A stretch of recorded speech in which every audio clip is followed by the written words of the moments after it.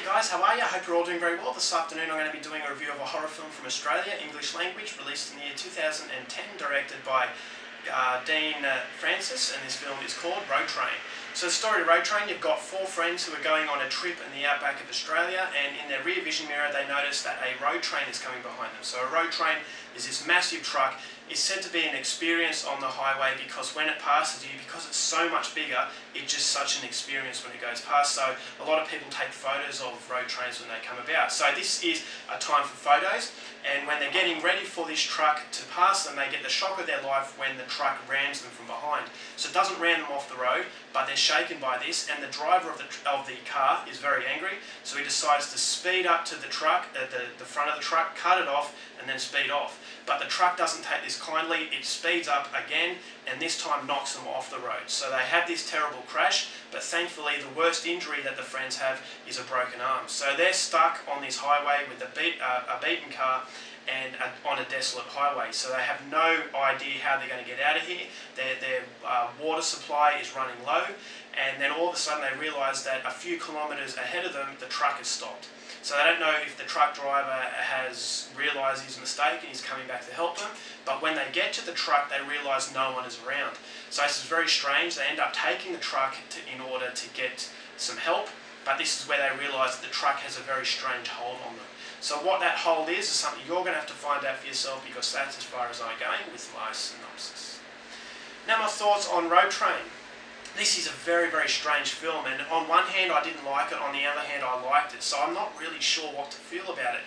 And I can understand a lot of people hating it, but I could also understand a lot of people really liking it, because it is very bizarre. It's a throwback to films like Christine, so if you're a fan of Christine by the Stephen King novel and the adaptation onto screen, then you're probably going to like this film, because it has that same sort of car/truck possession going about it. Now I'm not going to say if it really was possessed, but you sense that this truck has a mind of its own, and it's very strange, and that what the hell's going on, there's a strong level of mystery to it, and then all of a sudden the movie takes a different approach and it starts to go down a very surreal, hellish nightmare.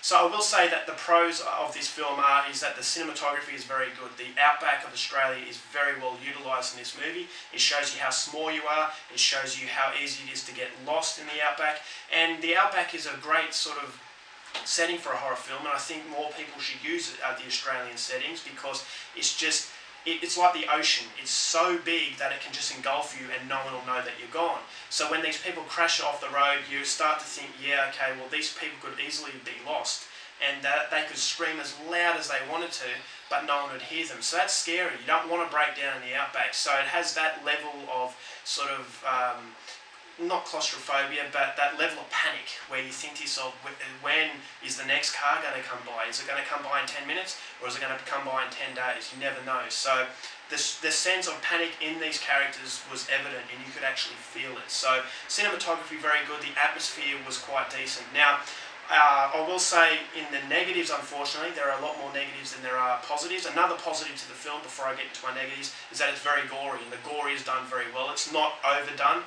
it's not glorified, but when you see the gore, it is actually quite good. It's practical gore, so gorehounds are going to like that aspect of it.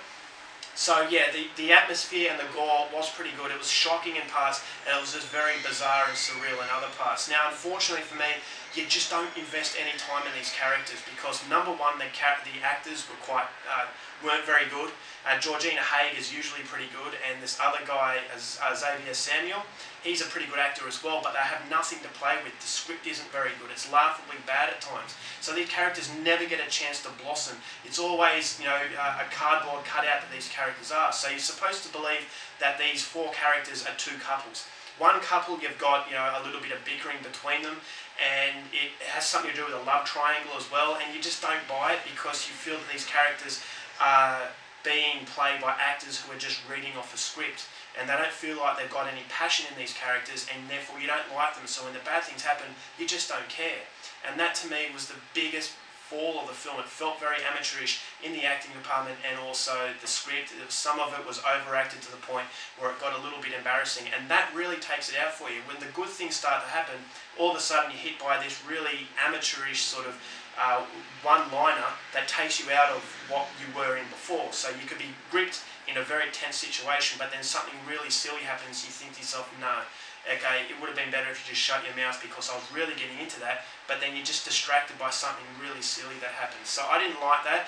I thought that the music was very off in some areas, so it felt like the director, he had an idea, but he didn't know exactly where to put the pieces, if you know what I mean. That, you know, this audio would have matched it better with this scene, and this scene would have been better if it was, you know, if they said a certain thing instead of what they actually said.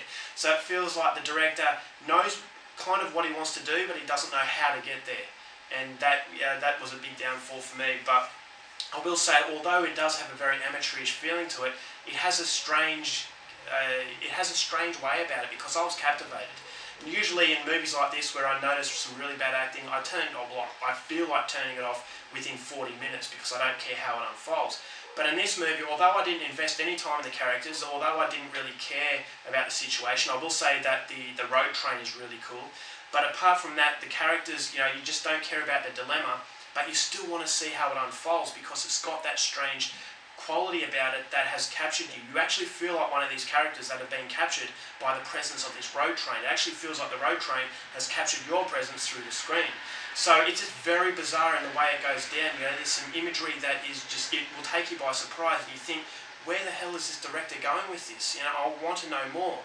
So it's just a very strange experience for me, because on one hand I didn't like it, on the other hand I liked it because of the imagery.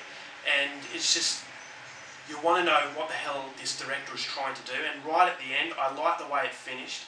Some people might say it's a cop-out, but I thought it was a nice way to tie it up, and it does give you a little bit of time to think about the overall film. So once you see the end, you see the twist, or sort of a twist, and then all of a sudden you just rewind in your mind back to the start of the film, and then you can piece it all together once again. So it's a very strange experience. It's a surprising experience, because it's not often that you get an amateurish sort of movie, but at the same time you want to know how it unfolds. So there is some good quality in the film, and for that reason I would recommend it, especially if you're a fan of movies like Christine. But don't get your hopes up too much, because, you know, it's not a movie that's going to blow you away. It's not a movie that you're going to remember in a few days' time, but it's certainly a movie that is worth the effort if you have nothing else to watch. So overall, for Road Train, I'm going to give it 2.5 stars. It does have its really bad moments, but fortunately for me, I thought the vivid imagery, just the way, the sheer bizarre quality the movie has, and not knowing exactly where the director wants to go with it, it does keep you glued to the screen, and for that I have to applaud him. So overall, yeah, 2.5 stars. Not the best Australian film. I wouldn't say it was a good film, but it's definitely an interesting film. Alright guys, that's my review. Hope you enjoyed it. Till next time, keep watching movies, and I'll see you later. Bye.